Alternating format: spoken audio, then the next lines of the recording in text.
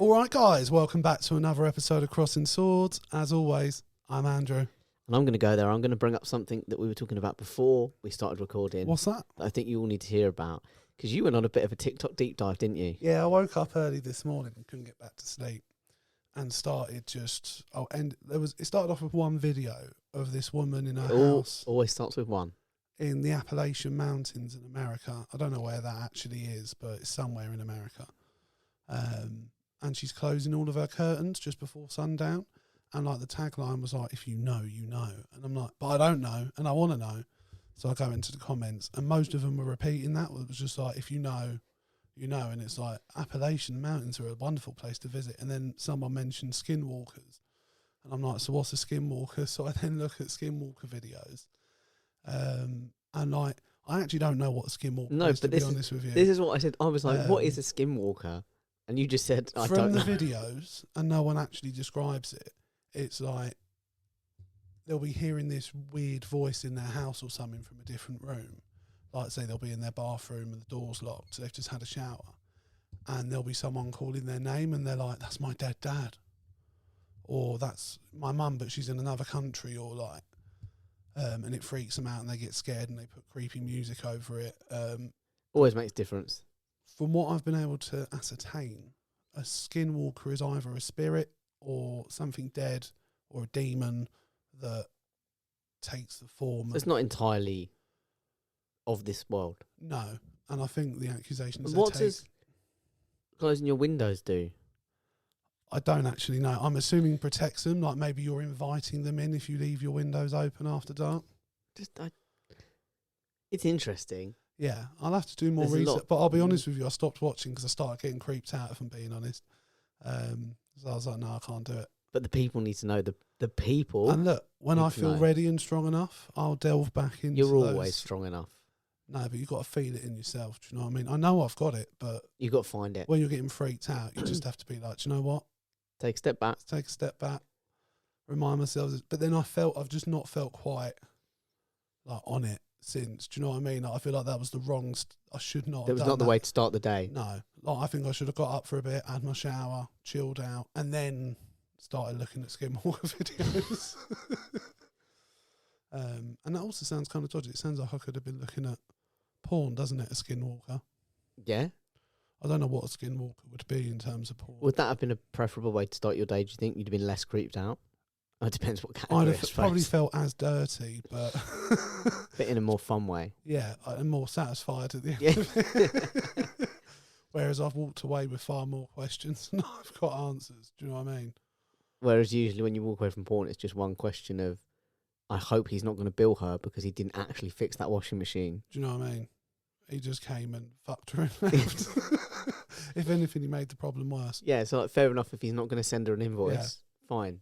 But if he bills her... Imagine the goal of, like, say this isn't just a porn film, right? This is just life. Your life. That you're a plumber and you just happen upon a horny MILF one morning and, you know, she cleans your pipes and you clean hers. Yeah, yeah. And then you leave. Don't fix the problem. And then bill. But bill. And the husband's like, why are we getting billed? This guy's not even... He didn't even fix the tap. Did he even show up? Yeah, he showed up. Is that husband always bringing it on himself, not being able or willing to fix the tap himself? Maybe. I don't know if she's necessarily married. No, but like... Okay, in this scenario, she's married. Normally they are, aren't they? They're cheating on their husband with the plumber. I don't know that that's the case. I think that's implied. Sometimes they've just been lonely. Otherwise, it's not really that naughty, is it? You've just had sex with a single woman. Well, yeah, but you're meant to be working. You're doing it on company time. No, you're doing it on her husband's time. On her husband's time. Do you know what I mean? He's paying for it. In many ways. Yeah, absolutely, for his laziness and for not learning practical skills. Not learning life skills. Imagine being a DIYer. One of our listeners has actually been through that, and us just being like, shame on you, basically. Like, his wife's cheated on him, ran off with the plumber, got billed for it. Or any DIY profession, really. Yeah. That you could have Although feasibly I don't know fixed yourself. what positions like a carpenter could be that would naturally lead to, like, the plumber. A lot of talk of wood. The classic plumber one is when he's like under the sink or something, innit? Yeah. He's fiddling with pipes and they just approach. And But if a carpenter, there's a lot of talk of wood hammering. There's a lot of well, there's room for innuendo, but like it would feel more forced than it does with a plumber. Is what I'm implying. come and feel how Like smooth a this is. bricklayer, how does that lead to sex? Do you know what I mean? Like You clobber on the head with a brick. nice. Got to bring in the misogyny somewhere. And the And for just once, it's not sheer me. violence against women. Yeah, all the cliches that people would expect from a all male podcast that's only had women on twice. I regret nothing. I still follow our first guest actually, Yeah, so do I. Moxie DeBouche. Shout out. Your brain on facts, if I remember correctly. I do not. I am not a frequent enough visitor to social media to know that. No, I've just for some reason I can remember it. I'm pretty sure her Twitter handle or the show she produced was Your Brain on Facts. Yeah, she's cool. I liked her. No, she was really funny, and like I think we spent more time just having a laugh with her than Anything else? yeah, which was nice because for our first guest, I remember being really nervous as well, and that was a weird way to do it. We didn't get anyone we knew on. We got a random woman from America. It's just the best way to And do it. what made it weird was I actually don't know what she looks like. Like she did it over Zoom, but with the camera disabled. So we just spoke to a black screen. I've forgotten about that. Yeah, while I was sat on a bed in Leanne's bedroom. Fun times. Yeah, that was COVID for you. Yeah, that was a COVID thing, wasn't it? Yeah, Which is why it was easy to just reach out to anyone. 'Cause it was like, well, it doesn't matter whether it's a local friend no. or someone on the other side of And the then ocean. we just did it the once. Yeah, we both enjoyed it and went, we should do that again. And And then I never- think what happened as well was like not long after that, we kind of both yeah, were we like, stopped recording for a bit, Yeah. didn't we? Yeah, because we just we weren't vibing with it. no. The problem was it was like if you're having a bad day of internet, for example, there could quite often be a delay between what you said and then how I heard it or when I heard it, and then I try and respond, and you might follow up with and You were already constantly- crossing over. Also, the whole thing of like you can't feed off the energy of someone when you're not in the room. No, 100%. No, you can't. It is completely different, isn't it? In that regard, Mm. you can't vibe with someone over. It Zoom. is. And like you said, part of that is the delay. Yeah, So you kind of like, you've really got to focus. Like for me, I've really got to focus on trying to pull back and wait for a gap yeah. rather than just jumping in whenever. Because by the time I've jumped in, you've moved on, and then we have to pull it back, and then I've moved on to Yeah. respond to whatever you've moved on to. And It's one of the mess. reasons why I'm a big proponent for people should be wearing headphones while they're podcasting, because it definitely helps. Like if as soon as you hear someone else's voice, and I know it sounds, but when it's in headphones, you immediately stop and you wait, and then you let the other person speak. Do you know what I mean? I would argue that anyone who's listened to this podcast would argue that I probably don't do that. Yeah, but you have ADHD, so That's it's out of your control. Can a I little bit. can I go with that? Well, I thought we were. No, don't run. Listen, I love an excuse. But yeah, no, skinwalkers are not the one. Don't start your day with skinwalkers. Do you believe in them? End it, maybe. Do I believe in them? Do you think it could be like a real thing that spirits? take No. on the Why would form shutting of- the curtain stop them? That's Well, I not the don't know, biggest. but why did salt stop the devil? It's like the do you know biggest what I mean? question. Because too much salt is bad for you. No, but like not when you just pour it on the floor. Yeah, of course it is. Salt has also. I've seen salt fuck up snails and slugs. Yeah, but that's a scientific thing. Do you Never know seen what I mean? White Walkers fuck someone up. White Walkers. What's Skinwalker. from- Game of Thrones. Game of Thrones. Yeah. Okay. No, I mean, look, I have seen a White Walker fuck someone up. Yeah, you have, to be fair. But I- you've seen them get fucked up as well Yeah, they're vulnerable. by a bit of crystal. Do you know what I They mean? got. Listen, it happened. Everyone who's had a bit of crystal never ends well. Yeah. Never ever No, ends well. eventually it does go bad, doesn't it? Yeah, Yeah. Probably doesn't take that long either. it's a bad path to walk down. Yeah. Just steer clear. Have you experienced that yourself? No, I've you know full well what drugs I've taken and haven't taken. Mainly coke. innit? Most of them. Well, look, let's jump into. I'll tell you what. One of the subjects I wanted to talk about. Pack it up, pack it in. Let me begin. I can't Or remember you the can next begin, you line. can I know begin. it ends with sin. You can begin. I don't know if you actually watched it. I sent you and Ash a video of something from Wolves and their social media I team. did not. I saw it on someone else shared it as well, and I didn't watch it, if I'm honest. No, I think you should though. It's really good. Yeah, a lot of people are saying that, but I don't. If it's over like a minute and a half, You're just not doing it. I can't commit that kind of time to anything. You're going to struggle with a Graham Hancock podcast on Joe Rogan. They're like nearly 4 hours. I'm never watching like you and I both know that that's just not happening. See, I do it quite often, so I find it really odd that other people can't do it. But I'm not in your head. No, very few. Actually, there's many of us up here. I can imagine. Yeah, we all have a bit of that though. Do you know what I mean? What was I talking about? You were talking about the Wolves video. Yeah, I actually sobbed watching that, if I'm being honest. Was it a mental health thing? Yeah, and it was of a lad called Reaper. I don't know. I'm assuming that's some sort. That could be his actual name, but the way it's spelt on his social media makes me think it's more of a moniker than or a handle or something. Yeah, and he stands outside the Molineux. This is for anyone who hasn't seen it, and blindfolds himself, including me, with yeah, exactly, with a wolf scarf, and then holds up a sign that says something along the lines of like, "Suicide is the biggest killer in men under 35. If you'd like a hug or a chat, just come over, and we've got help and support." And like, it was just from the get-go a really positive video. All the people that came up were either really grateful, or you could tell that they were someone that needed that hug or to have a chat with him. And they were never long conversations in the video. It was all like, you know, you just got to keep doing what you're doing, mate. We've got support out there for you. And like one lad, he came over and he goes to the football on his own, and he gives him a hug, chats to him, and then goes away. And then he comes back about 5 minutes later and he's like, "You have no idea how much that meant to me, like just having someone to chat to." And yeah, it just absolutely floored me. Like, I think I started tearing up almost immediately as soon as people started talking to him. And then at the end of the video, they said there was 6 individuals who approached who were really struggling. And we decided not to show the footage of that. But we want to assure everyone that those people have received help. And it was to advertise Wolves' mental health charity that they run through the football club. And I just thought it was a bit like the Norwich one that they did. I think it was last year or maybe earlier this year. Did you not see that either? You're dreadful, man. I don't engage in the world. That's horrible. You know this. No, but this is positive stuff. This is stuff you can It's very engage positive, with. but it's like...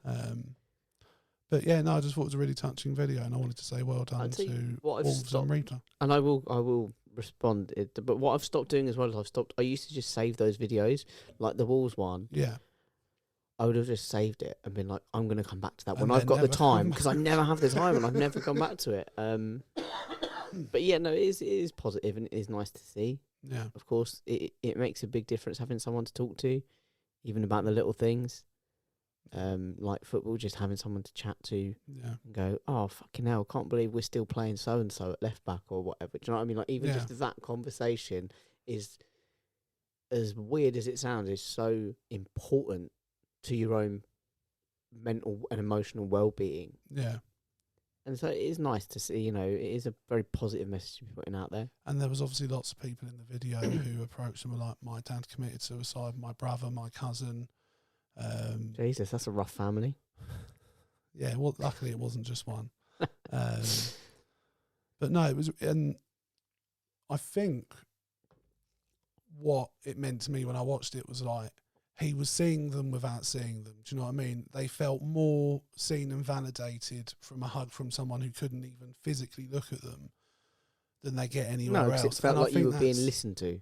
Yeah, I imagine. And one of the lovely things that's come out of it, the lad who has no one to go to football with, has now got countless people have reached out and offered like a friendly group for him to go to the match with. That's nice.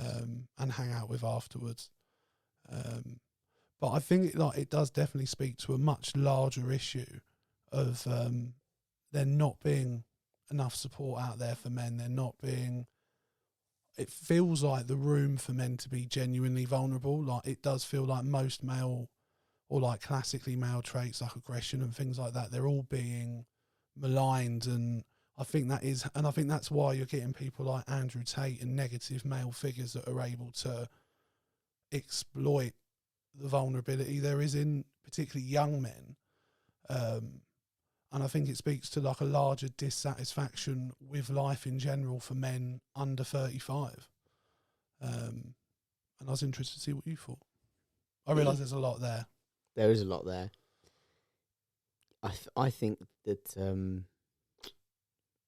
it's hard to summarise, but I think it's still seen as a sign of weakness to emote. Yeah. I think that's why it's Is easy. that how you feel personally, like in terms of, is that one of the, like why you? No, I don't. open I'm up just or- not. I don't know that it's a lot deeper for me. That No, fair enough. I was just curious. but I think it is generally still a sign of seen as a sign of weakness, and I think that it's why you can connect with someone who can't see you, because if they can see you and they're just a normal person, so to speak, then immediately you're like, right, well, I've got to be a certain way. I've got to. Yeah. I can't let them know that there's this side to me, even though everyone knows there's that side to you. There's that side to everyone, but you put the blindfold on, and suddenly they're not. They can't see you. They don't know who you There's are. There's that zero judgment. anonymity, and immediately you're able to open up more. Yeah. And but I do think the problem stems. Obviously, services have been cut, not just mental health services, but social services.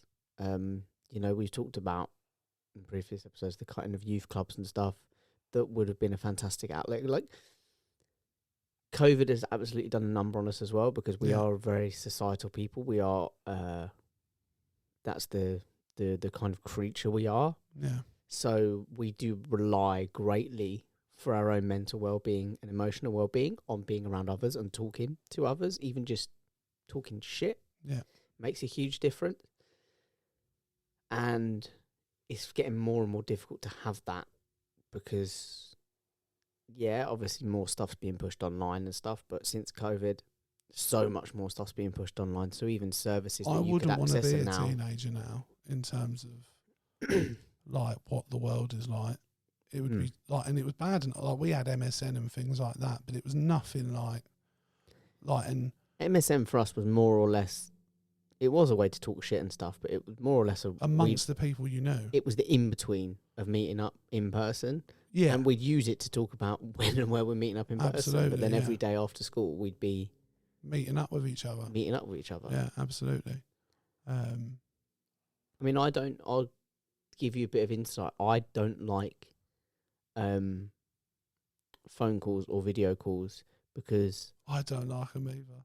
More than phone calls, less so. More than anything, I get so easily distracted.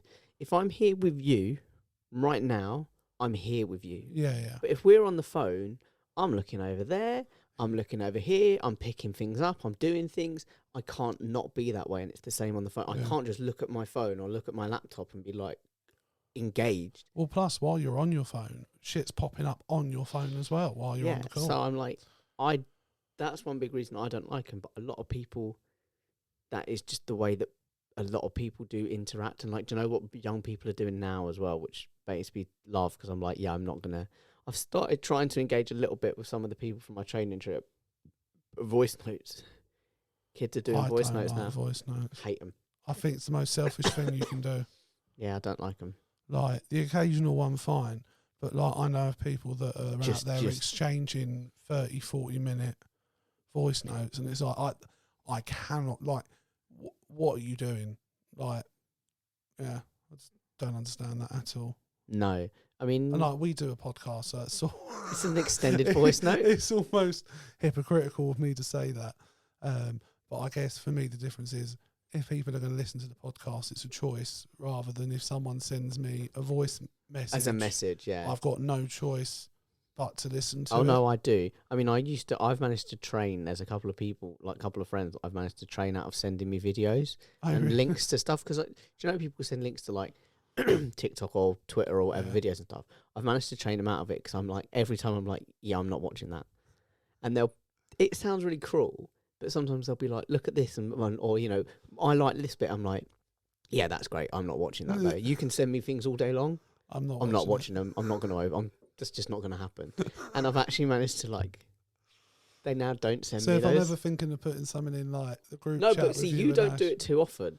No, I've had to. I rein it in though. To be honest with you, there's so many times I go to send stuff out there, and to be honest with you, I probably picked up on the fact you weren't responding to them, like just subconsciously. I think Ash is probably in a similar boat to me. Yeah, I don't think whether Ash he likes watches them being or sent not, stuff. but I don't. Yeah. But yeah, like with you and Ash, because I know who you two are, I like pick and choose the things I send. Do you know what I mean? It's not too bad if you're not sending them too often. But when they come through every couple of days or like once a week or something, it's like, Wow, yeah, I'm not. I don't even think that's that much. I'm not watching that. I don't think that's that much. Like 1 a week or 2 a week. I think you 2 a week. You are joking. For a mate, I'd watch 2 videos a week. For a wife, I wouldn't watch 2 a week. Wow. You are joking. Mate, good luck when you get into a relationship. That's maybe all I for can your tell wife. You. Wow. You leave her alone. And now you're going to make me find that. You didn't say her name, but... No. Maybe for Leanne. Keep my wife's name out your fucking mouth! There's a man who wasn't dealing with his mental health very well on that particular day. Absolutely not. But going back to that for a second. Yeah, I wanted to like segue back into it. No, that's very, very smoothly done. I like that. It was a good use of... I don't even know how to describe it. But anyway... I don't know how we fix it because it must be something that starts from a young age. Because the thing is, the reality is what we're seeing is that most of the time when men do open up now, it is received mostly positively, I would say, particularly amongst men. Maybe not so much with women, I don't know, but it definitely sees, like when I see stuff like the Wolves video, the comments are mostly men and they're mostly... or they're entirely positive. So like, but something must have happened for all of us at a young age to convince us that it's not okay, because we all still struggle with it. I don't know any man in my life that doesn't, and I include myself with that. Do you know what I mean? And you can have all the support now and you can still find it almost impossible. And I find that really interesting. I don't know what causes that. No, and I'm a big fan of, and I'm not doing this just because I'm like old man shouts at cloud. Old man yells at cloud. Simpsons reference. Isn't it? It is absolutely a Simpsons reference. It's a headline of Grandpa Simpson in a newspaper. I'm a big fan of making sure you spend time offline with people, even if it's just once a fortnight. Yeah. I would say once a month is probably a little bit too little, but maybe once a fortnight. Obviously, if you've got really bad social anxiety, once a month might be enough for you. It might just be the right amount not to run your batteries down too much. Yeah. So you've got to play that by ear. Once a fortnight might not be enough, but even if it's just once a fortnight, I'm a big fan of like just getting out, and even if it's just as simple as like, okay, and this is where it's really tough for people who live in small villages and small towns and places that are in the middle of the countryside. No matter what country you're in, it's tougher to be a member of a small town. But I think even if you just look up, like, there's a group of, like, maybe there's a TV show you like or a franchise that you like, and you just get together, like, and even if you start it and you say, who wants to meet up and talk about this fucking thing, and just have this common link that you all get together and you just kind of enjoy. I mean, if you're a sports fan, sometimes it can be, it's a little bit easy because you can kind of set up, like, if you're in the middle of like bumfuck Alaska or something, you can, if you happen to be a fan of any sport really, they don't really have any sports teams in Alaska, you can kind of just set up a thing and go, right, we're going to get together every Sunday and we're going to watch the NFL together in this bar, or we're going to watch Premier League games on a Saturday afternoon, morning or whatever. Yeah. So it's kind of, I'm a big fan of that, but I appreciate that there's many difficulties in that. It's not as easy to just do. The biggest bit of advice I'd give anyone, because I've told you, like, my social confidence is so far from where it used to be. One of the things I've been forcing myself to do recently is that push down deeper. No. Oh, out of the bedroom. Out of the bedroom. Out of the bedroom. Is that... Sorry, it was a really beautiful moment and I sullied it. That's exactly what you do, though, so it's fine. It is what I do. I've come to expect it. I just wait for it to be over. And then carry on. Like when you're having sex, to be honest. Yeah. Wait for it to be done and then just move on with your life. Yeah, 100%. Have you been speaking to my partners again? Most of them message me on the... During. Yeah, usually. Or very shortly afterwards, being like, you did not oversell him at all. Yes, your social confidence is at an all time. And one of the things I've been forcing myself to do is just talk to people. Like when a conversation presents itself, instead of trying to get it over with as quickly as possible. Being open to it. Yeah, and like give a response. And I've been doing it more recently. And like even yesterday when I was at the dentist, there was this lady who came in extremely anxious. Normally I'd have just kept my head down and stared at my phone and not wanted to engage. But she started talking to everyone in the room and I just joined in, and in the end it was just me and her in the room for maybe like 20 minutes and we were just chatting for more or less the entire time. Are you time. going back to the porn thing? Are we going back to that conversation? No. The natural start start I'm a happily settled down man. I wouldn't dream of doing stuff like that. Not in the dentist. I reckon that they've got them chairs that go all the way back. Like it's quite handy. But this was just in the waiting room. Like, yeah, you're right. There's no place. No. There's no place. No, but I think but that is actually a good way to do it. If you are on like a public transport situation, or if you're in a waiting room, or if you're in a queue in a shop and a conversation starts between two people who like it looks like they don't know each other, even if they do, jumping in on that is actually because you know what, every once in a while you will get shut down, like a kind of sorry, this isn't your conversation. Yeah. But I would say that would happen maybe 1 in 10, Yeah. 1 in 20.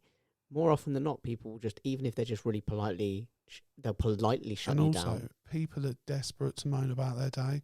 So if you hear someone doing it, relate to it in conversation. Say like, "Oh, I totally get it. I've had this," or something. Do you know what I mean? And you're then, those are like, it reminds me of Evan Almighty. It was acts of random kindness. Do you know what I mean? That was what the arc actually was in the film. It was small random acts of kindness, and like. That's good for you and the other person. You're offering a tiny bit of support to them that just makes them lift for a moment, and you're putting yourself out there. And but it's a good way to kind of like, you know, to put it in like video game terms. If you just got to go and do silly little things to try and build your XP up, that's a really good way to build your social XP up, and you kind of get that little bit of social confidence, not a lot but a bit, and it lifts you a little bit, and then you do it enough times, and sooner or later you find yourself starting conversations rather than joining them. You know, that's kind of how it progresses. The way I keep seeing it is that the more open I am to being more sociable or being friendlier, the more it presents itself, if that makes sense. It feels like I've just noticed recently by just trying to be more positive in myself, that has already like just having random conversations with people and like making people smile and then making me smile, like, and you're like, oh, okay, fuck, I don't just have to be a miserable prick all the time. Do you know what I mean? And it's really difficult when you're depressed, when you're anxious. You can just have days where it's like there's a fog over you. You're not there. You're almost on autopilot. You're numb, if anything. You're not necessarily sad. You can have really dark days of like feeling low and emotional. But there's other days that probably actually feel worse, where you just feel you're just running nothing. through the motions. And I find those days more frightening than the low ones, because I know the low ones go away. I don't know how long feeling numb is going to last. But the more you just eke yourself out of that, at the moment I'm finding that is helping more than just hoping if I sit with it for long enough it's going to go away. Even very small amounts of social interaction are really good for us. Even for people that don't like it, even people that have a lot of social anxiety, it is still really beneficial. Yeah. So I think you're absolutely on something. Just doing a little bit, joining the conversation, and then building your way up, starting the conversation, and just it will make a big difference. And before you know it, you will actually be reaching out to friendship groups. You'll be forming friendships and stuff like that. Is the progression. It seems a really long way away, and it is a kind of long way away from just joining a conversation.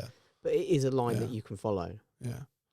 So yeah, like we all feel, and like I used to be really sociable. Like I was out all the time. I hanged out with people all the time, to the point now where like the idea of going to the pub to hang out with loads of people, I'm like, that sounds fucking awful. Do you know what I mean? Yeah. Like I want to see those people, but like the getting yourself there and being there and not like it's so weird, because I never felt it before, of just feeling anxious. It's almost a bit like imposter syndrome. Like I'm afraid people are going to see what I'm feeling, so I just don't want them to see me at all.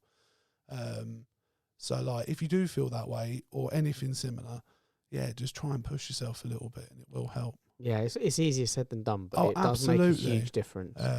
But literally only takes one or two things. Even if you kind of like go, okay, plan around it and you sort of treat, you plan yourself a little treat afterwards. Like maybe you think, do you know what, I'm going to, I've been invited out, like you said, like to the pub, you think, I've been invited out on Friday. Even if you think, I'm going to do nothing Saturday and Sunday, I'm going to see no one and I'm just going to binge watch my, whatever comfort show without feeling guilty. Do that, treat yourself, but say, I can only do that if I've gone out. Yeah. And if I've stayed out for like at least an hour or something, whatever. I got to be honest, all of that wasn't on the list. I've enjoyed that chat though. Good. Even with my sullying. Yeah, because they're brief moments, and like I say, I just like sex with me. Like I just pretend it's brief, not happening. It passes. I sit back, I look back, lie back, and think of England. During, you think, what the fuck are we doing here? But then afterwards, you can't even remember it happened. You're exactly. I don't even know what. Yeah. So it's fine. It's okay. I wanted to talk about a little bit of politics. Did you hear any of Rishi Sunak's speech? No. That's fine. I'm not even aware he's made a speech. He did. I listened to about 5 minutes of it and I was like, I can't do this. I can't. The man is as wooden as anything. But I've looked into coverage of the speech to look at what he was talking about. And basically he's saying we're at one of the most dangerous points in history and one of the biggest life-changing periods ever. And how the next general election is a choice between the past and the future. And he couldn't be more right, actually. Yeah, in that sense. He was going on. Unfortunately, he's the past. And Starmer's the future, apparently. Yeah, who'd have thought it? Yeah. Honestly, like when he first became leader, we were like, we're fucked. Like at that stage, the situation was very dire. And look, we are where we are with him going to become prime minister, despite Keir Starmer, essentially. But he's sort of done what he's needed to. He's plodded along and let the Tories self-implode, rather than also self-implode. Yeah, he's just let them do it. He's going to wait till he's got power to do that. He's going to wait till he's empowered before he fucks it all. Yeah, absolutely. But basically, he's trying to whip up fear. He's trying to make people scared. No. Why would he want to do that, Jake? I know, who'd have thought it? No, literally, for the listeners, I saw a thing I can't remember what came up the other day, but it was one of the ministers. I don't know which minister. I didn't actually watch it, but someone said that they'd gone on like This Morning or one of them kind of shows and spoken about, or it might have just been like Politics Live or something, and spoken about mental health and about that people who are receiving benefits for mental health issues are now going to basically. So they said that people who are working less than 16 hours a week are going to be just told you need to work more rather than be getting benefits to top them up. And then this minister also went on to speak about mental health, and they said if people are having like just a bad day or whatever, they're just going to have to get over it, kind of thing. Yeah. And it's like, my mum was the one who spoke, and she was just like, what a ridiculous thing. And I was like, what a ridiculous thing. But then after a couple of seconds, it kind of went, of course they are. They're just whipping up culture wars. That's all it is. They're just stoking the culture fires. Sunak has said it's a war against sick note culture. Of course it is. That's all they've got. All they've got is culture. Yeah. And like, look, we've talked about this loads of times in the sense of like, there will always be people who are manipulating a system or getting one over or perhaps getting something they're not entitled to. They're very much the minority. And you accept that minority for the wider benefit of everyone else that does really need the support. And the problem is, I think with a lot of this stuff as well, there is a very fortunate chunk of the country that clearly haven't been low enough that they might have a day where they can't get out of bed. And there might not be anything physically wrong with them. It's one of the things I said to him. I said, if you've never felt that way, consider yourself lucky. Also, one of the things I said was, a few things I said was, I hope they never feel that. Very quickly. One, it's actually your government's fault for the fact that the country's so fucked that people are suffering so much. For a lot of them, a lot of people could be raised, a lot of the people's mental health has been situation based and actually could be alleviated by an easier life, for want of a better phrase. That's not going to affect a great number of people, but I think a lot of people who have succumbed in the last 2 or 3 years have definitely would be under that category. But also the main thing, the takeaway as well, is like these people have clearly never actually tried to access any of benefits. these, yeah. Because particularly since they changed it to what do they call it? Universal credit, they make you jump through hoops. They deny you the first time, almost regardless of what you submit. Then you've got to resubmit, and it's so much stress and added stress for people that are already suffering enough. But the worrying thing is the messaging works though, and it even works on people that are the recipients of benefits. Yeah. Like I've been in the room with someone who was like, "Oh, they're making it more difficult for us now." I think he was having to go through PIP assessments, which I've watched people go through. Oh, that's horrendous. They are awful. And some people actually go without benefits because they'd rather not have the benefit than have to go through it. It's dehumanising. He was like, "Good, we need to crack down on the scroungers." And I was like, "Well, how many people do you actually know or have come across that you think are screwing the system?" And he was like, "Well, I've maybe met one person." I was like, "All right, cool. But how many have you met that are genuinely? He was like, "Well, loads." And I was like, "Well, then in my opinion, I'd far rather that one person still get it so that people like yourself and your friends and the other people you've met that do really need it do actually get it." But it's a frightening thing that if we were to give the Conservatives another 5 years, the inevitabilities that would absolutely happen is we would leave the ECHR. That would absolutely, they haven't got enough time to do it now, but they would do it. Workers' rights would hit an all-time low. Everyone would be even worse. And it'd be genuinely frightening. And I hope none of that sort of stuff's going to happen under Labour. I don't get the impression that that's something they want to go for. They're promising a new workers' deal that will be revolutionary. I looked up, the other thing they haven't backed off of is a radical housing plan where they're going to build millions of houses in the first term. Oh, I did have the number. The thing is, I read a really good article on this. I think I said it before. 1.5 million you homes don't need to in the first 5 years. You don't, because I used to be in that category of thinking that was the answer. But it's like you don't actually need to build more homes. We've got homes; they're just under private landlords. Yeah. And they're charging there extortionate amounts. They're not. There's got to be. There's got to be. Which better we used to control. have 3 years before I was born. They got rid of the renters. One of the rental protection acts. But yeah. And the thing is, part of this problem as well with the housing issue is the fact there's a lot of MPs and a lot of cabinet ministers that are landlords themselves. So they have and part of me is like, does that mean we then now need to ban MPs all politicians from having multiple occupancies? They're allowed to have 2 or 3 for personal use, but they are not to be rented out to anyone or used as a investment. Because we can't. I sort of feel like we need our politicians to be handled neutral. like children. And they need to be neutral on issues, because we clearly can't trust them to not fuck everything up for their own benefit. They need to be looking at it at the benefit of the people, not for the benefit of their own pockets. Yeah. And we've heard from a really honourable MP in, I'm going to get her name wrong, Mari Black, I think. Yeah.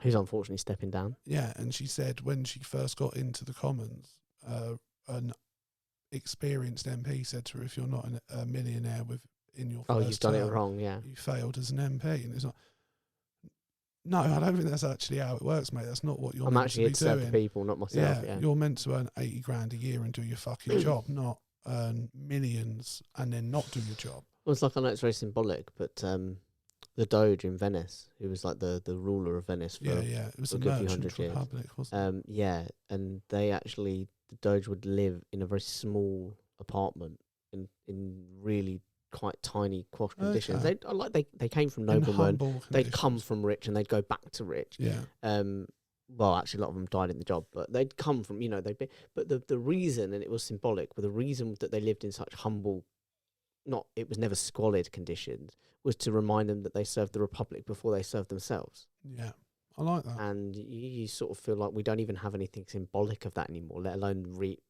realistically doing that job. I feel like the last couple of generations of politicians, from what I can tell, have taken what was a perceived honour and level of status that came from being an MP that had been earned over generations of MPs holding themselves to a certain standard, to now use that as a way to make themselves incredibly wealthy and not do their job. And it's on a much smaller scale to America, but it's in a very similar way in terms of that. Like, if it's a very simple argument of maths, that if someone who's paid probably nearly now 90 grand a year with the wage rises they've had,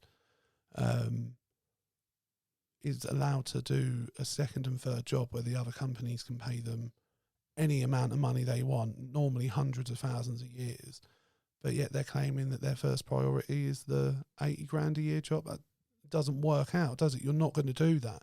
If a company's paying you 500 grand a year to advise them, you're going to be advising them rather than looking after your constituents. And it's not complicated, but I think, like, in that respect, we need to. Yeah, I don't agree with MPs having second jobs. I don't think they should have second jobs. I don't think that even means consulting. Absolutely. I just don't. Once you're done being an MP, fine. Then you can. You'll have a contact list, and fine, go do whatever you want. I'd maybe perhaps still limit, like, so if a politician perhaps specialised in, I don't know, technology or certain things, I don't think they should be allowed. Or maybe if they worked in, I don't know, like, I'm trying to think of the word, when you regulate an industry, like say you worked in banking regulation within politics, I don't think you should be allowed to then go and work for a bank for a certain period of time. So I think we need to treat them like they're children. Yeah.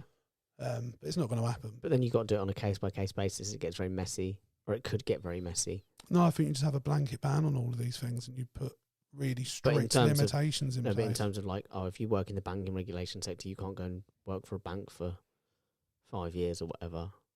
Yeah. So that you'd have to work out a mechanism, but perhaps have some sort of governing body that someone, when they're leaving, they're still under the purview of for a while. Yeah. But I feel like if you make politics, like, there's an argument that they should be paid more. You could, particularly like when you get to higher office, like the Prime Minister, I think, is paid something like less than 200 grand a year. 160, wasn't it? Which for that job is, you could argue, is a very low amount of money. I don't want someone to be doing it for the money. That's the problem, though, isn't it? You want someone. But if that's what the pinnacle is, you're not encouraging a certain type of person to get involved with politics. You could argue whether that's a good or bad thing. But I would prefer that if we didn't pay them more, it became a thing where people were doing it because they believed in it and it was the right thing to do, and not just as a means to become richer. Yeah. So, because you just got to look at Rishi Sunak, and all he's done since being Prime Minister is enrich himself and his wife and do and all his colleagues. Literally nothing for the country, except make us more of an embarrassment, which I didn't think was possible. No, something about England in the Britain, but England in the last few years is that every time we think, surely this is our lowest. Yeah. Man, there's a way. There is always a man with a shovel who's willing to dig that little bit deeper and drag us that little bit further down. And that's why I think, above anything, I'm really praying that when and if Keir Starmer gets in, that at the very least a certain level of standards is brought back to politics, because I think that's not going to be something that happens in one term. I think that's like a political generation thing. I think there needs to be, maybe at this point, there probably needs to be 3 or 4 terms before that starts to make itself apparent. Even if he started holding, which is 20 years. If he just started holding his own party to account, like when he's in government, that if someone fucks up and misleads the House of Parliament, you enforce the fact they're going to resign and leave their position and appoint someone else. It doesn't matter how many times you have to do it, you keep doing it. Do you know what I mean? I'd like it to be the case. I don't know whether it will. No, I'm probably being very pie in the sky and naive, but yeah, that's what I like. Would you like to jump to something a bit more fun? A bit more fun? A bit lighter, anyway. What have I got that's lighter? No, I've got something that's lighter. Go for it. If you've got something lighter. My man, I wasn't... I thought you were asking me to pick something lighter. I just wanted to talk about the New York to Dublin portal. Oh, okay. Was this with the lady? This is more than the lady. This is for those further. For those that don't know, some genius decided they were going to put a big sort of like circular screen. In New York, in Manhattan, and in Dublin. Yeah. And by the way, my first solo trip goes to Dublin. I've already pinned it. I've heard stories about. It's now been shut down. It's been turned off. The pods are still there, but there's a camera, and basically you're getting a live link. To the other one. Yeah. So the people in New York are seeing Dublin, the people in Dublin are seeing New York. Like a permanent video. And it really went off because the people in Dublin, and quite frankly, Yeah. what did you expect with it? You just put in a bunch of like, you know, Irish people. yeah. And if anything, I think like the Irish have And done look, very smart because they've probably I love Irish people. I think they're brilliant. they've probably put some Americans off coming to their country, which is, you Quite know, they're not clever. done. So one person showed, they held up their phone to the screen and just showed porn. From Dublin to New York. Most of the bad ones are Dublin to New York, by the way. The other one that was like, wow, this is brilliant, is someone held up their phone to the screen and just had an image of the two towers with like the smoke coming out of them. Yeah. I've only seen one. You're just talking about the woman in New York who flashed her tits. Yeah, no, yeah. and that was brilliant as well. Yeah. It's what it has been is, quite frankly, it's been the coming together of two working class peoples. And everyone was And the like, chaos this will that be follows. sweet and innocent. No, you've never been on a night out in either one of these cities. Oh. You don't know what it's like. I loved it. Yeah. And it it's has now brilliant. been turned off. Yeah. I think I that's hope silly they though. Like, reinstate let it. people flash Yeah, one just another. let- Do you know what I mean? Like, honestly, just let people be silly. Someone else, I saw someone online as well, and was like, if New York really wanted to get back at the Irish at Dublin for the Twin Towers thing, they should just show Henri's handball. Yes. I remember that. Everyone hated Henri back then. It was such a thing. Yeah. That was a huge... Like, and he's somehow managed to sort of... He's erased it from Yeah. his career almost. Yeah, he's completely done a rehabilitation, hasn't he? He's hit the I reset. think that's because he's been a really good pundit, to be fair. But Yeah.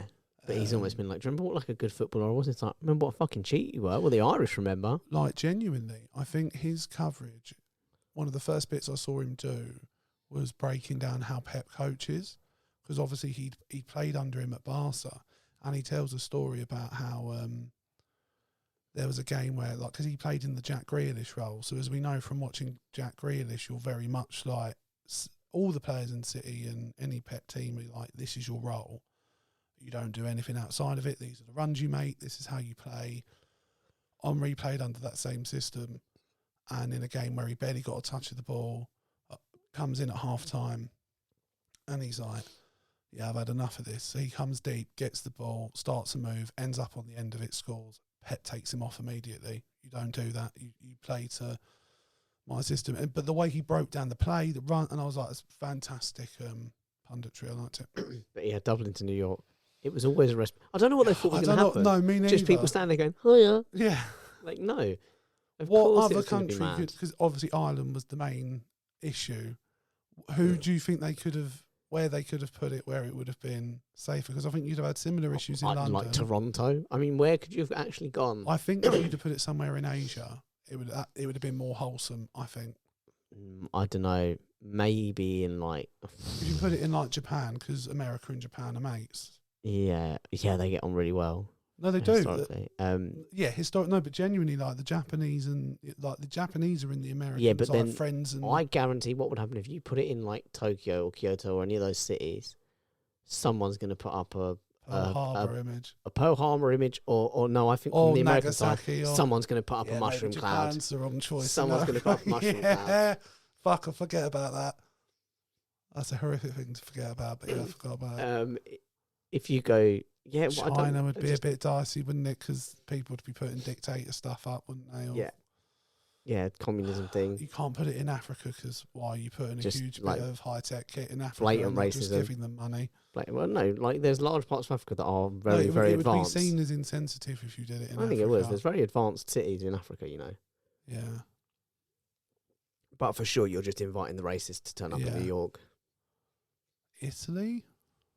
Maybe people in... I would love the idea as well, people in like Lagos turning up with like MAGA hats and being like, dickheads. That'd be a great video. It's the Italians. Yeah, the Italians I don't think would give a shit. Yeah, I think the Italians wouldn't even stop and look at the screen. No, It'd just they don't keep have time for that. No. The Spanish, they'd be too busy sleeping. The French, again, I don't think they'd even look at it. Do you know what I mean? The French dislike anyone, so I think that's a recipe for disaster. Plus, where would you put it in France? You know, Could put it in Paris. Paris is mostly tourist anyway. Yeah. People would But flock no, to it. interesting. No, there's not many places you I mean, could New put York's it where you mostly wouldn't have tourist as well. issues. So. But I feel like But yeah. Ireland was arguably one of the worst ones you could have gone for. Dublin as well, like you're getting good crack in Yeah. Dublin. Do you know what I mean? Let's use the local terminology Yeah. here. You're getting good crack up that way. Yeah. So you know the And banter he's is not going to be talking about bum holes or drugs, by the way, people. the banter is going to be top drawer in Yeah. Dublin.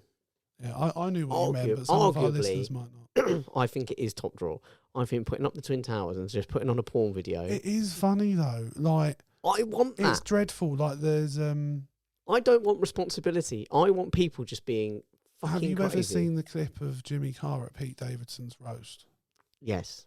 I love it. I think it's such Because Pete Davidson's the only one that laughs as well. Yeah, but he also talks about that, like how he felt okay telling that joke, and it was because he tried it out at a comedy club in LA, and he happened to be in the back of the room. And the only person laughing was Pete Davidson. But I wet myself when I heard that. Yeah. Do we tell the audience what the joke is? Yeah, I think you need the context of knowing that Pete Davidson's father Was a firefighter. was a first responder in 9/11, Yeah, and unfortunately and lost he his died life. when one of the towers fell. And I think he says something like, I think it's disgusting that anyone would come here and make a joke about the hero that's Pete Davidson's father. This is not the roast of Pete Davidson's father. That was on 9/11. Yeah. And it was, it's a wonderful joke. It's horrific, Yeah. dark as you can get, but it's hilarious as well. But that's what I want from people getting together across the world, across Yeah. the whole ocean, entire Well, the ocean thing in is, between as them. we've And talked that's what I about want. before, like quite often like a very British thing. humour. It's humour. That's the way through most things. So yeah, like fuck it, I'm on board with it. And you see someone, I'd turn the portal back on. I would. People will get Just through let it the go. silly phase. Just There'll let be it a go. month or so of people like getting their knobs out and Yeah, just let it whatever go. else, flashing their flaps. Do you know what I mean? Yeah. But And look, yeah. for sure, 1 a.m. in Dublin is like 8 a.m. in New York. Is that problematic? Maybe. But they should have thought about That's that their before they problem. did it. That's their problem. And like, to be honest, I think it's good content. Do you know what I mean? I would just happily go. Like, let's be honest. If there's a side you want to go to, it's What the would New you York have done in side. front of the portal? Don't know. What would you have done? I'd have just put a hand out. I'd have been. I don't know. I don't know. I'd have been like, Flash mobbed.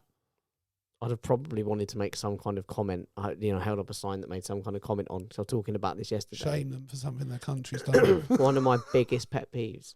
No, it's not my biggest pet peeve. It's just a pet peeve I have. Yeah. Is those Americans that are like, oh, I'm Irish, oh, I'm Italian. It's like, no, you're not. You're American. You've never been outside of your own state. No, but their family have come from that. Yeah, but you're not like. You've never been. You're talking about like your great grandfather at this point, or your great grandmother. I still consider never even myself a been little out- bit Scottish. You've never even been outside of the state. Yeah, but you've been to Scotland. Once. Yeah, and you've been outside of your country. But if I hadn't have been to Scotland, I would still consider myself. But a do you little bit consider Scottish. yeah, no, but a little bit Scottish. But do you go around saying I'm Scottish? I go around saying I'm a quarter Scottish.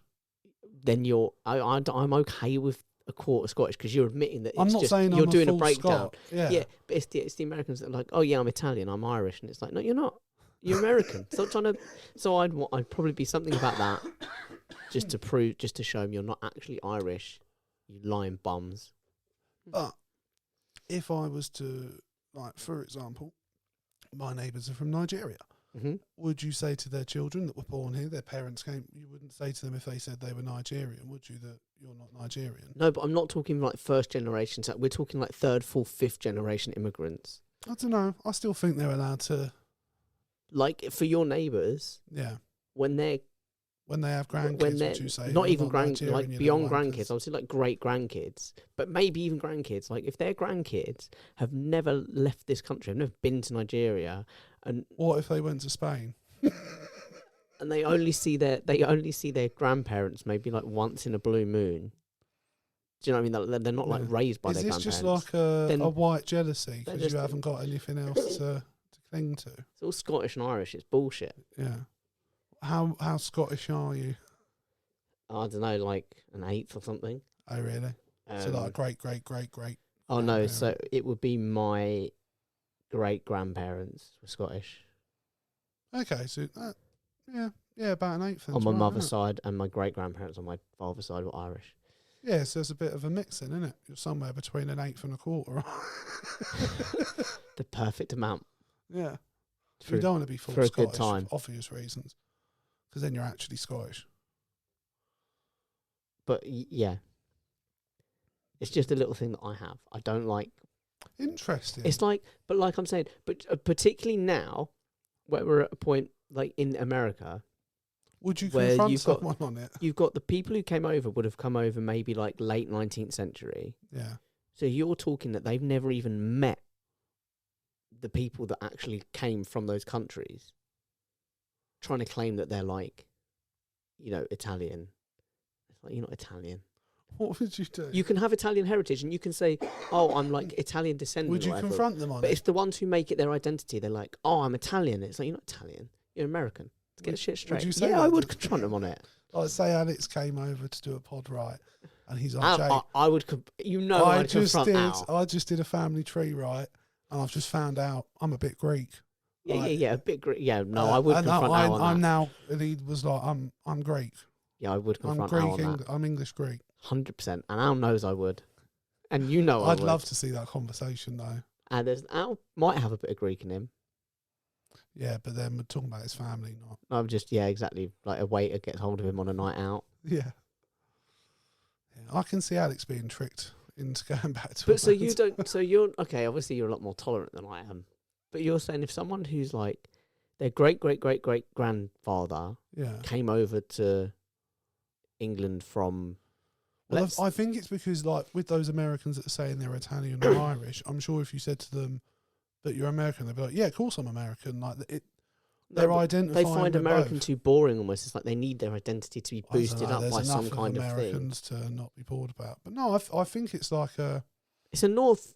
I think it's almost East like a thing. tribe thing, isn't it? Because, like, for example, those Italians in America, they all sort of tend to be in like a region of like Manhattan or like You tend to get it in more like New York and Boston, Boston, and that that's kind of the like one. that kind of northeastern corridor. But it's just something I don't like.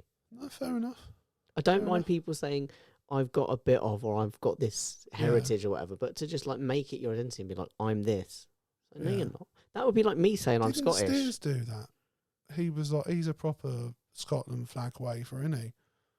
Yeah, but isn't his grandparents Scottish? I think he's distantly Scottish. Oh, is he really distant Scottish? Not really distant. like me Scottish. Possibly. I could be getting that. Like he'll No, probably. he needs he'll at me to. and- We'll need to find out it on was- that. yeah. More research required. Yeah, but I'm sure, like, because I feel like that was something we used to take the piss out of him for, because he was always wearing Scotland Yeah. shirts, and I had no idea this was where this I know he conversation loves was the going. place, and he used to go on trips up there. No but- idea where this conversation was going to go, by the way. Yeah, But I'm all for it. But yeah, I just it's something that I don't like. I don't like ice. It would be chewers. like me. It would be like me saying I'm Irish. It's like I've been to the island of Ireland. No, but if you're in no way, no, but that'd be like me My saying name is I Irish. feel Nigerian. Do you know what I mean? It'd be like me doing a speech like fucking Infantino and being like, "Today I'm Oh. Qatari." Do you know what I mean? That's still one of my favourite speeches. I Today, remember today trying to I'm gay. I tried explaining it to Jo once, I'm disabled. and she was like, "What are you talking about?" I was like, "The president of FIFA went in front of cameras and said the words, I feel disabled, I feel Qatari, I feel gay," and she I was feel like, African. she was like, "Surely it must have been a joke." And I was like, no. No, This was a legit spit. and there's no I said- context. no, and I just sent her the clip of it, and she was like, "I don't understand." I was like, No one one does. No Welcome one to did. the It's club." provocative. It gets the people going. Yeah, this is what the whole football fandom felt. Yeah, like last just year or utter whenever it was. confusion and like befuddlement. Like, Yeah, didn't get it. Did not get it. Not at all. Fuck, But I guess 2 years ago. absolute fucking gold. Absolute gold. I'm glad he did it just for the meme of it, but because the amount of times I've used something like "I feel disabled" with a picture of him, or like "Today I feel gay," like the morning after a stag do, drop that in the group chat. "Today I feel gay," Or just on your way down to the stag do on the train up. and everyone putting like side eye emojis in there. Yeah. Anyway, that Dublin New York portal Yeah. is just a fun. Was that little- light-hearted it's just a fun enough little for thing. you? It got a little bit dark with my own hatred. I tell you what, should we nerd out for My- the final? My own prejudices really dragged us down there. Yeah, Should we nerd out for the final topic? yeah. Do you want to go like a bit nerdy? Always we'll go a bit It nerdy. involves Star Wars, so I know you'll like it. I literally discovered this morning, right, and I added it to like my list of things to talk about at some point. And it's about John Boyega. Okay. I did not know how unhappy he was with Star Wars, and particularly the treatment of his character and stuff. Yeah, particularly in the last 2 films. And then as soon as I heard him talking about it, because I just happened upon a short, and then I watched the longer clip of the interview, and then I watched some videos on someone breaking down why he's pissed off, and I was like, he has every right to be, actually, because they really did do him dirty. Because like, for anyone who might not be into Star Wars, I think most people would have watched them, but just in case, is that like in the first film, even the first clip of the film as the trailer, he's got a lightsaber. And like the posters had him holding lightsabers. They even give him lightsaber scenes in the film, and then just fuck him over in the next 2 movies. He becomes a comedic relief character in the second film, and in the third film, the guy literally in the video breaks it down like nothing he does matters in the third film. Like literally everything he does, all the things he puts effort into, like none of it does anything whatsoever. So and basically his accusation is that they used the fact he's a black man, and gave him a lightsaber. And at the time, Black Panther was a thing, and there was a lot of fanfare around that, and they were trying to take advantage of a newly like excited demographic of the public to just. I was going to say, by the way, just to get more people to watch it. I'm so jealous. Like, I remember seeing him tell the story of the fact that when they were filming it, and he said to Harrison Ford, he just made an offhand comment of like, "You come, I'll show you the best Nigerian food in London." And Harrison Ford was like, "Yeah, okay." So they took him to this little Nigerian restaurant in Peckham, and I was like, "I fucking want to be part of that. Yeah, I want John Boyega to take me to a Nigerian restaurant. He'll remember that for the rest of his life, rather than like the actual film. I want him to take me to a tiny little Nigerian restaurant that like no one else is. It's going to be fucking off the chain. Yeah, and like I think he's done amazing stuff in terms of. I'm a big fan of John Boyega. Yeah, I would just say like literally 2 things that I'm like, yeah, I'm in. What do you think about his accusation? I think it's absolutely fair. Like, I don't think he's wrong at all. Also, he's a big Star Wars fan.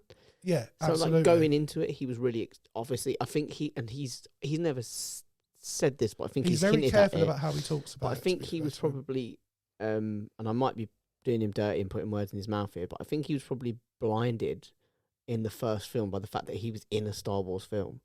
Do you know what I mean? And it was like, I am now part of this franchise that I love. Yeah, and the role he was given in that first film was a different one to what it was in the next 2. And then, like you said, by the time it finishes, he's like a nothing character. I've always said I would love to see those 3 characters be put in the hands of better writers, because I think they're really good characters, and I think they are the actors portray them so well. Think it makes a better story if they continue. And this isn't to say they shouldn't then develop Rey's character and make her a Jedi. But why not do it with both of them? Like, it's a great story to have someone from being a stormtrooper to discovering that they can be a Jedi. And actually, if you watch those films, it doesn't really make sense that Rey, who's never trained a day in her life as a Jedi, suddenly becomes one and is able to take on a Sith Lord that has been training more or less his entire life. And it would have made more sense if both Rey and Finn take him on rather than... No, but I think let's be fair. 100% in the first film, they went, we've got a black man and we've got a woman.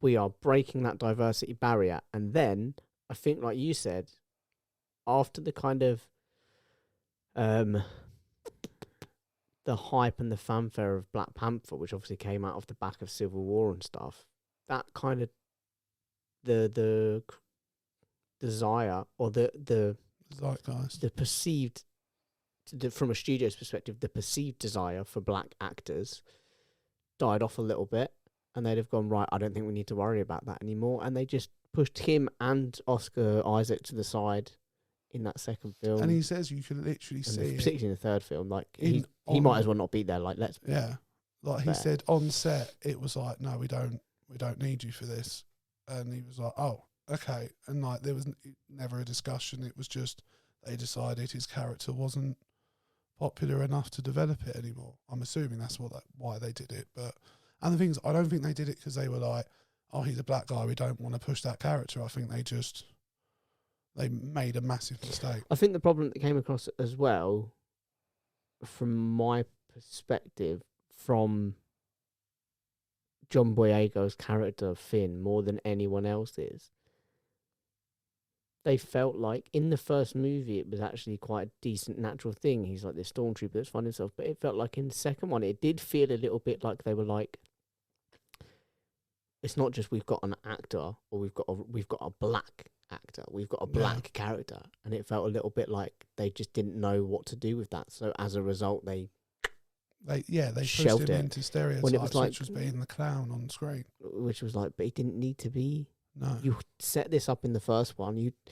I think he's fully justified. Like I said, he's a Star Wars fan, and ultimately, like those movies, in my personal opinion, are not good movies. Like the first one's okay. I've not rewatched any of them, mate. The first one's okay. I've rewatched the prequels more times than I can count, and I like the prequels, and they were always considered the lower standard of the Star Wars films. But in comparison, they now look like borderline masterpieces, to be honest with you.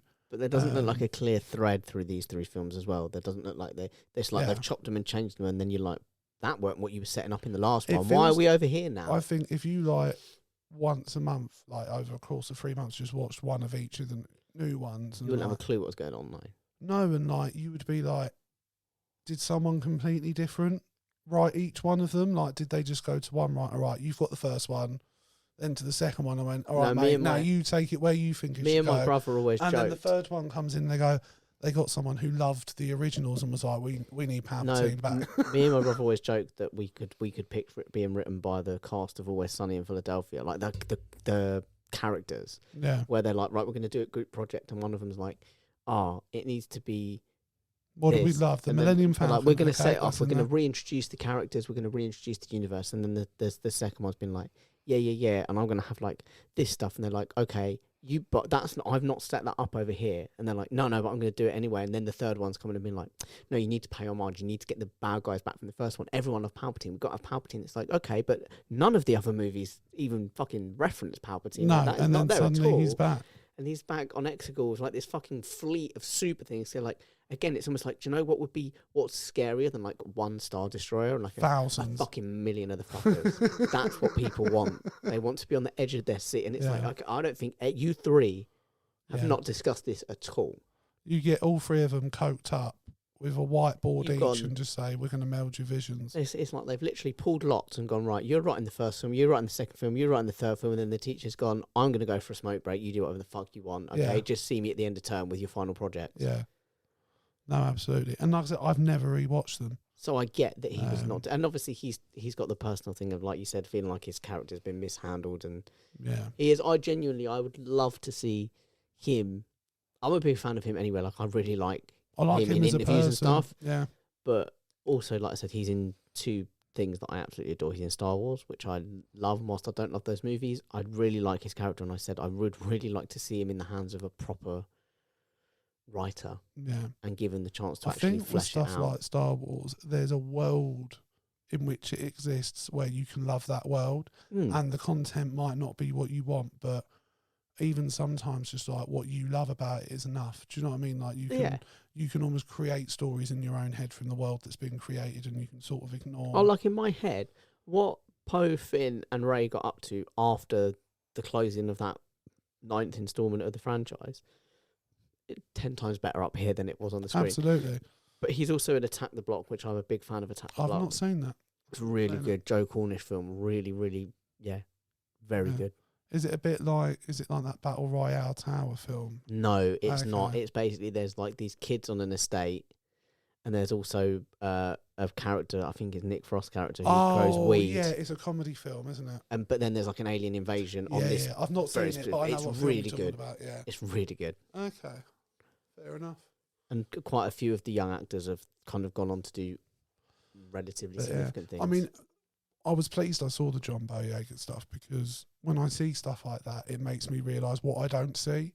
So like, I just saw them as shit films. I never ever thought of the angle of... No, you never took notice of which characters were doing what. No, and how they... Because you weren't engaged in the film enough to care about the characters in those films. No, and like I remember thinking like Finn was a bit of a badass in the first film. He had some really great moments, and then like after that, it's just nothing. And his fight with Phasma could have been a really well done arc and that felt to him going from the bad side to the good side. But it wasn't that at all. I felt like a lot of the casting around it was about how many stars can we shoehorn into it as well with some of it, and like all the coverage around it was like, oh, Daniel Craig was a stormtrooper, or Brienne of Tarth from Game of Thrones was Phasma, or like, do you know what I mean? Like it was all about. It felt like, and the thing is, I like J.J. Abrams. Like I like the new Star Trek films. So like I'm not against J.J. Abrams, but yeah, it's just disappointing. Yeah, well, it was J.J. Abrams, Rihanna Johnson, and then I think it went back to J.J. Abrams. And then, but also they had that thing with Trevor Tomorrow. That's not his name, I don't think. Tomorrow's not quite right. But he was going to do one of them as well. And then he went and did the Jurassic World thing. Okay. And so whatever plans he'd had were then again like completely scrapped because someone came in and went, I've got an idea. Do you not think with a trilogy it should just be one director? No, but I do think there should be one. Like a Kevin Feige above it. Like I think there should be one writer consistently through it to make sure that the scripts are coherent and it all follows the same. So whatever basically it's, that's like, you don't necessarily have to have it figured out, but I would personally, if you're going to make a trilogy, like when you made the first Star Wars, 1977 Star Wars, no one knew it was going to be successful enough to warrant a trilogy, but these films are being greenlit in batches of 3. So I would have thought before you even start on who's the guy writing the story, get the beginning, the middle, and the end. Actually map it out and know before you set foot on a set, before you start casting. Well, I guess you can start casting. Really, before you start casting, know where your story's going, and then make sure that you can follow a coherent thread. Because that's what I feel was lacking the most. Because the thing is, it's like it's all well and good getting an actor like, okay, they can do the beginning part of the story, but are they going to be suited for the acting that's required when the character's developed 2 films down the line? Do you know what I mean? I think that gets missed a lot as well. Yeah, but I think like that for me in those films was the biggest thing that missing it was just like that. It felt like they were trying to cram together and they just put a load of tape and elastic bands around this like thing. It's like, it's all one trilogy, and it's like, that's so not, my man. Those are 3 completely different movies with the same actors in them. Yeah. I had many problems, but that was my main one. Was it just never felt like they set up stuff in the first whatsoever. one, and then they didn't explore it in the second one, and then they kind of set up some stuff in the second one, and they never explored it in the third one. So you get no resolution. Skywalker as well, didn't they? They destroyed the character of Luke Skywalker. Yeah, just with the Ben thing. Yeah. You know, this is I'm not going to get into it, but this man whose dad had killed like half the universe, half the fucking galaxy, and he was like, no, I think there's some good in you. But his fucking nephew has a couple of bad dreams, and he's like, I better kill this prick. do you know what I mean? I mean, yeah. No, look, I've heard Mark Hamill himself talk about, like, if I was him, he shouldn't have returned for it, to be honest with you. And also the Leia thing, like, the CGI thing, like, Carrie Fisher's died. You have the perfect opportunity to kill her, and they're like, no, we're going to make her defy science, pull herself back in from the depths of cold space, just so we can kill her off in another. In fact, I don't think they killed her off. They just kept her going, and it was like, what? You killed off the one who's alive. You had this. You know, you can adapt. You can change. Yeah. Okay. If something drastic, like your fucking cast dies, would it not have lended a sort of emotional significance to that movie if she dies in the movie as in real life? Yeah. Because it brings the death of her in real life into the movie where you're like, no, and actually, it also fuck, gives she's something. gone. It gives something to explore for, you know, Carrie Fisher. Leia gave. You know, it was a big driving force. As much as Poe introduced Finn, just to go back to Finn, but also to Rey as well. But as much as Poe introduced Finn and said, hey, you can be a good guy, that's fine. You can be part of the Resistance, that's fine. You can also then, Leia was one of the big ones that was like, you know, you're valid here. You're justified here. You don't have to worry about your past, okay? We don't care about your past. You're here now. And if she goes, suddenly you get a lot to explore with Finn and his character, because... You know, she was like a mother figure, but also it's like, now is he suddenly valid? Is he going to be, you know, there's all that stuff that you could have explored. Anyway, that's just me putting on my writer's head. I said we'd have a little nerd off. We've just done nearly 25 minutes of Star Wars. That's restrained. That's so restrained. No, there's so much. I still need to watch the Clone Wars and things like that because it looks really good. I love Sam Witwer. Whitner rather. Yeah, he's amazing.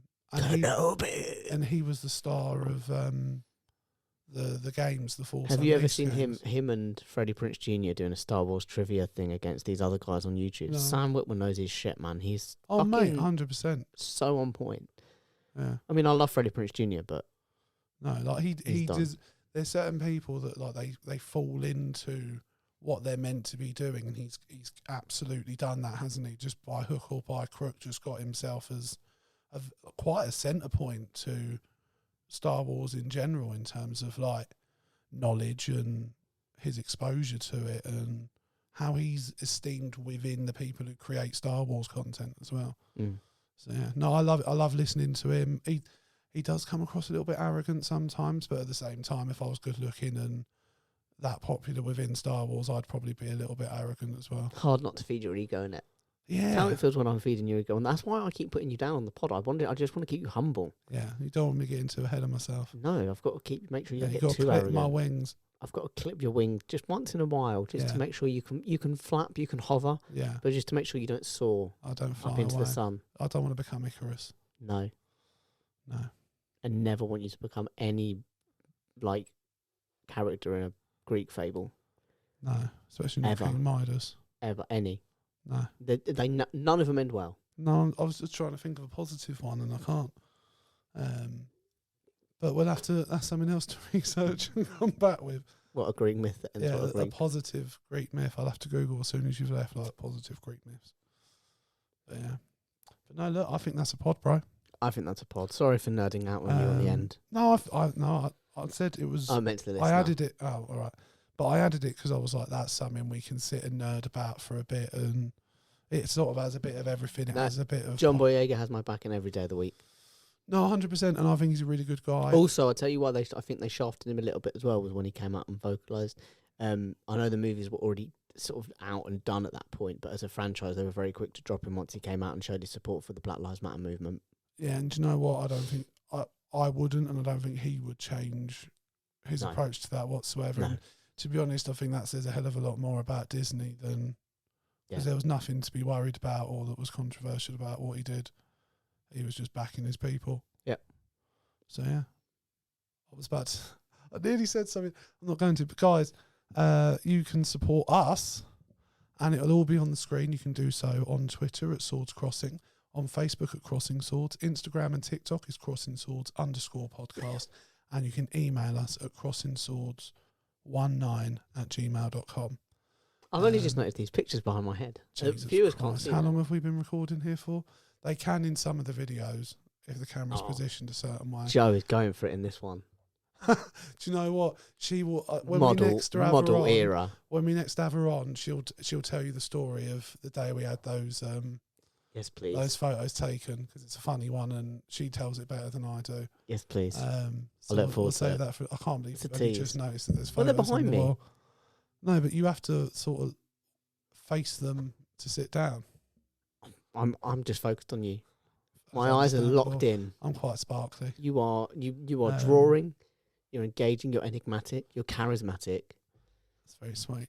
But guys, if you feel that positively about us, please like, please subscribe, watch our clips, watch our YouTube page, like the videos, comment all on of them. it. Even if you just put a thumbs up and you fuck off before you finish watching it, it makes a huge difference. Absolutely. So yeah, just do a good thing. A random act of kindness. A random act of kindness. Yeah. We will always be your friend. We will always listen. Yeah. Equally, you can email us. We'll listen. We will. Bye.